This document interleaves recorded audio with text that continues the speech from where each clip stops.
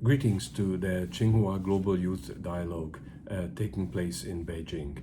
I apologize, I cannot be with you in person, but it was impossible for me to travel to Beijing at this time. In any case, I hope that through this recorded video, I am able to share with you a few thoughts about sustainable development, especially from the perspective of the climate crisis and youth leadership in addressing some of these issues. Perhaps let me start by focusing on my main message. The main message that I will try to share with you in the next 20 minutes is that sustainable development is about the overall well-being of the planet, of the people, and of the economy.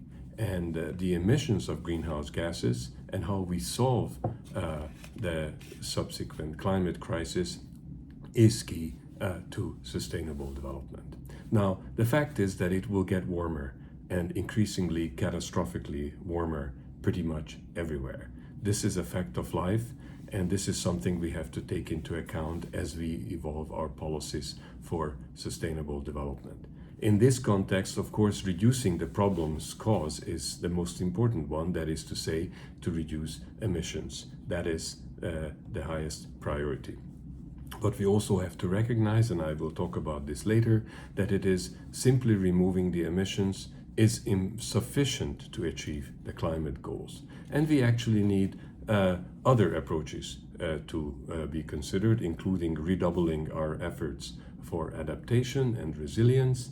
And we need to start long-term and large-scale carbon dioxide removal from the atmosphere, and also we might have to consider managing the global albedo to directly cool the planet. In a sense, the ultimate adaptation approach. Now, the fact is that climate change is not happening in a vacuum, and it cannot be addressed in the silo of climate change because it is part of a broader set of sustainable development issues that each of them have their own challenges, and we need to look at those interlinkages.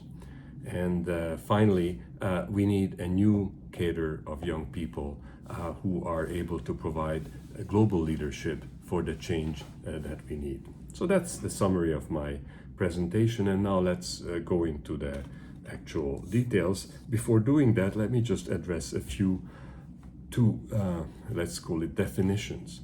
One is about the relationship between climate and weather. The weather, of course, is what's happening today in terms of temperature, precipitation, and so on. But climate is an average of the weather over many years. In climate policy, one averages the weather over 20 years to have the average climate. And the key variable when it comes to the climate crisis is the average global temperature increase over the historical average. Now, we talk about 1.2 degrees average over historical development, but in fact last year was 1.5 degrees. The difference is that the 1.5 degrees is 2023 temperature average, while 1.2 is the average of the last 20 years.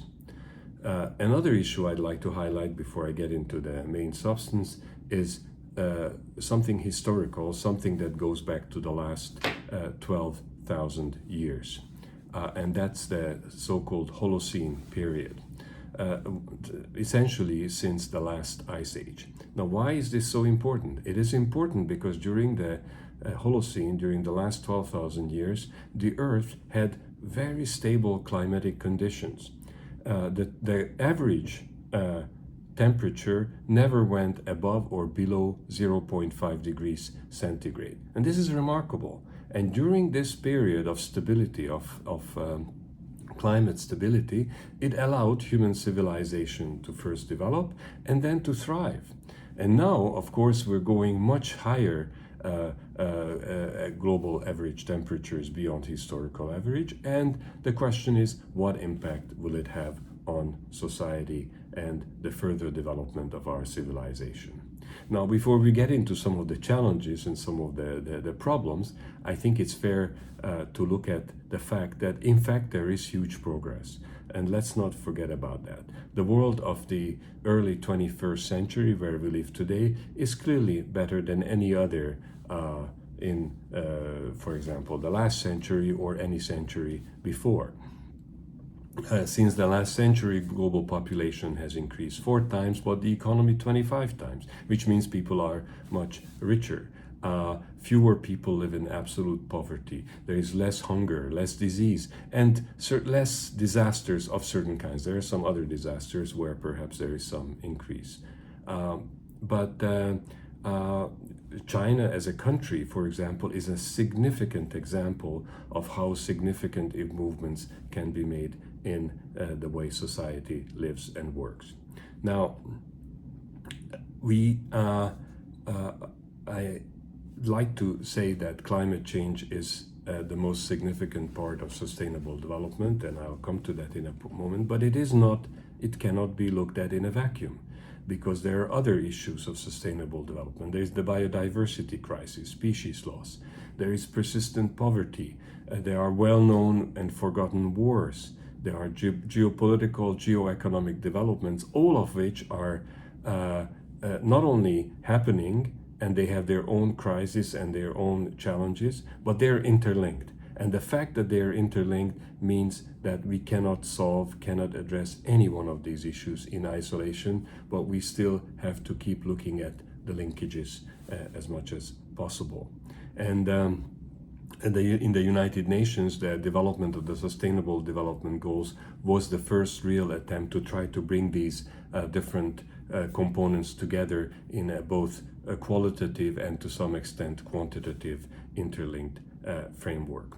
And of course, we have these challenges today, but there are new challenges that we don't know yet. Some of them, for example, what will be the impact of artificial intelligence on all of these issues? Will it be positive? Will it be negative? Or how different will it be? We don't know. And then there could be different new pandemics that the humanity will face, and we don't know how they will have impacts on this. So, having said all this, let's have a look at the climate change situation, because I do believe that climate change is the most significant part of the sustainable development framework.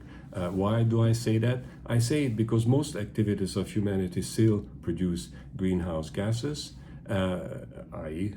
our cause of climate change, and most activities will be impacted by climate change. And for example, if you look at species extinction, biodiversity loss, these are in large part happening because of the impacts of climate change. So I think it's fair to look at climate change as a key element of addressing sustainable development. Now, of course, the main problem in climate change is very simple: the greenhouse gas emissions that are caused mainly due to fossil fuel combustion. Fossil fuels that we all use for driving our economies, our lives, our cars, everything.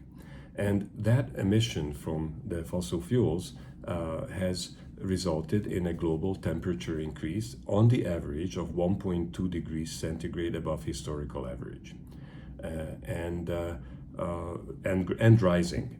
And many scientists are suggesting that the Paris Agreement, which of course is the key international agreement that is addressing climate change, has requested that we should not go beyond 1.5 degree centigrade warming. Scientists are saying that it is very likely that we will be reaching that in a few years from now.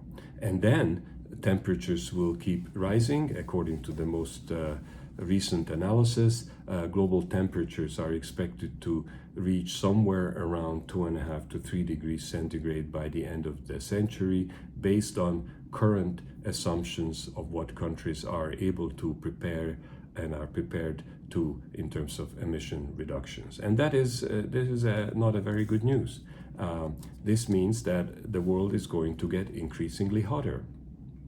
In fact, last year, 2023, was measured officially to be the hottest year so far, and many are saying it may end up being the coolest year for many years to come, because 2024 and 2020 and other years will also be hotter, increasingly hotter, with some ups and downs, but generally the trend will clearly be going up. Now, these increased temperatures have very substantial impacts.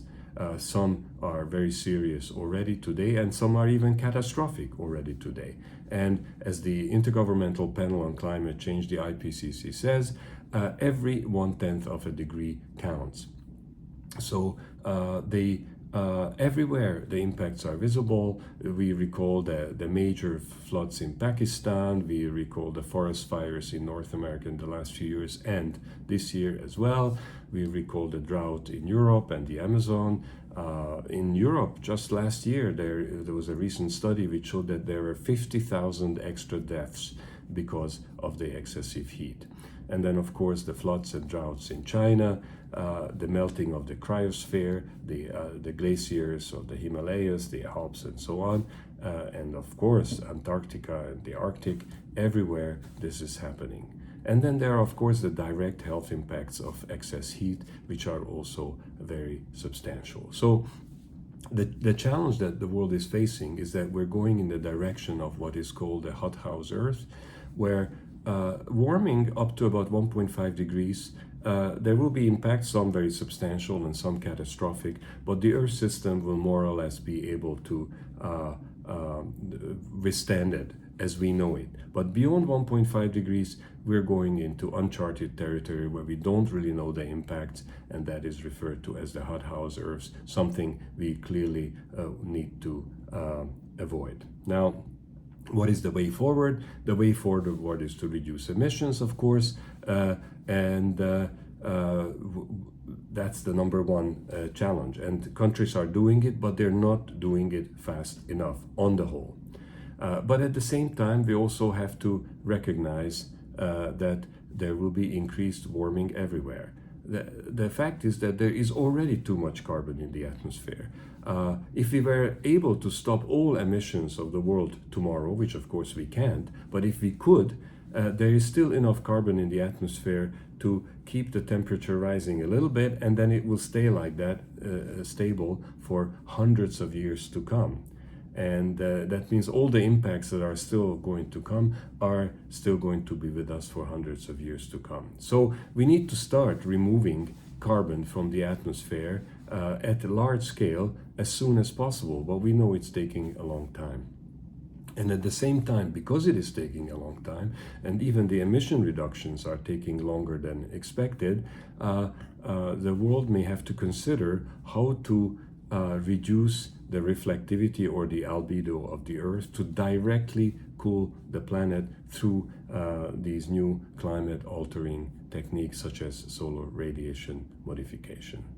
Now, there are two key issues that one has to consider. The one key issue is that while emission reduction is the most important, even if one is considering things like solar radiation modification, the less, or rather the more emission reduction we do now, the less need will be for, or no need for, solar radiation modification in the future. But also for carbon removal, again, even if we do, because carbon removal acts like emission reduction. So even if one considers solar radiation modification, we have to use carbon removal in order to be able to stop solar radiation modification when the carbon greenhouse gas concentration goes down sufficiently in the atmosphere.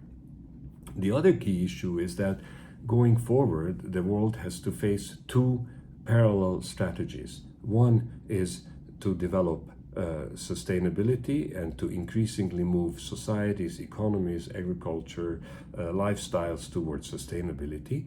But there is another parallel strategy which I would like to call as corrective actions to correct the mistakes of the past. That is to say, the fact that we didn't start reducing the emission enough by removing the carbon, the excess carbon from the atmosphere, and maybe directly cooling the planet while we are preparing the sustainable development future of the world. Now, the challenge is that the actions we need to do for the corrective actions are different than the actions we need to do for sustainability. Yet, both are required. It's not one instead of the other, but it's the corrective actions in addition to the fundamental sustainability approaches that we need to do. Now, let's talk about youth and youth leadership.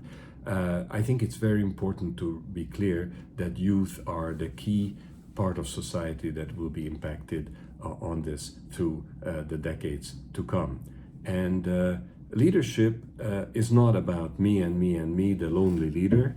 Leadership is really about leading cooperation. It's about the ability to guide, influence, and inspire individuals or groups toward achieving common goals.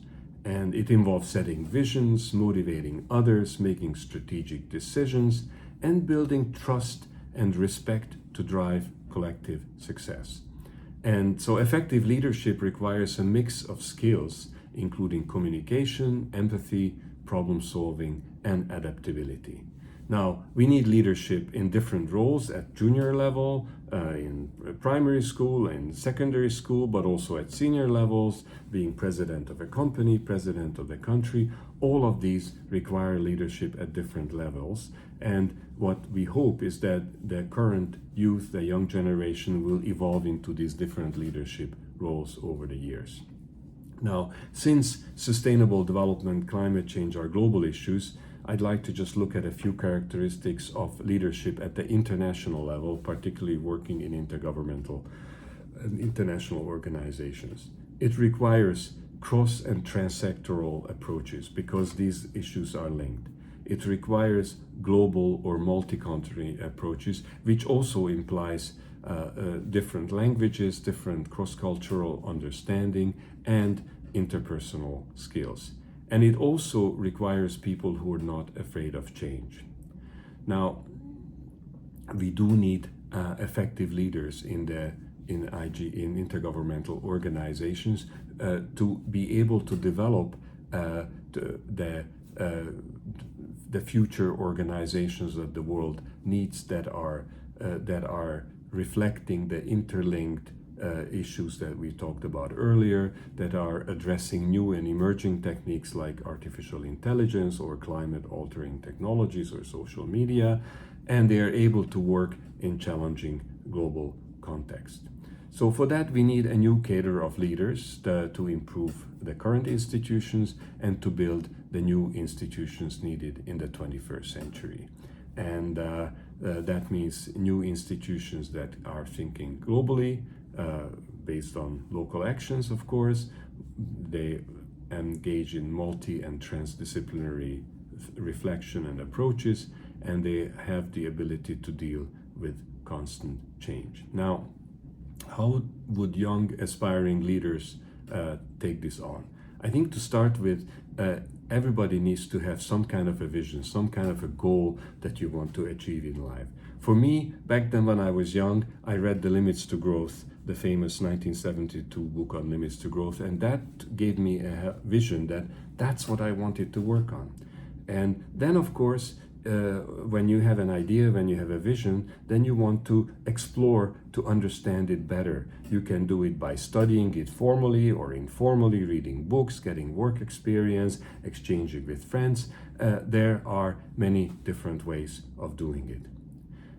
You also have to be prepared to be an internationalist. And internationalist means knowing languages, getting to know different cultures, their food, their music, their art, their political reflections, and so on, and acquire experience in different countries. And that experience can be through work, but it can also be through non-work, like traveling, getting to know people.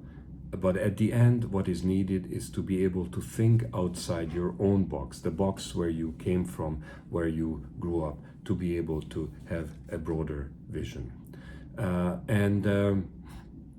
It also means that you have to be ready to to test ideas with others. Now, this is difficult because people question your ideas, they make it a bit difficult for you, and different peoples and different cultures have different ways of looking at the same issues. But it is very important to do this because one can learn from them and thereby improve and broaden our vision and our approach.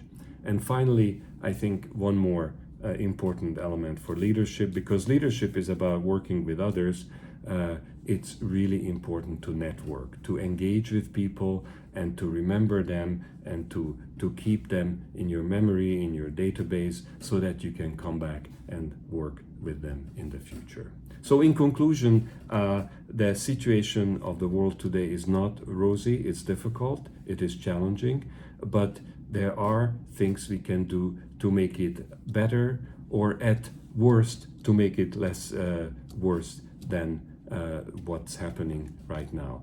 Climate crisis is one of these. There are things we can do. We can reduce the emissions, and maybe we can do other sometimes challenging approaches to be able to address these issues. And I hope that the youth of today, the youth who are attending the global dialogue at Tsinghua University, will be able to do this, stand up to the challenges, and deliver what is needed for a much better world in the future. Thank you very much.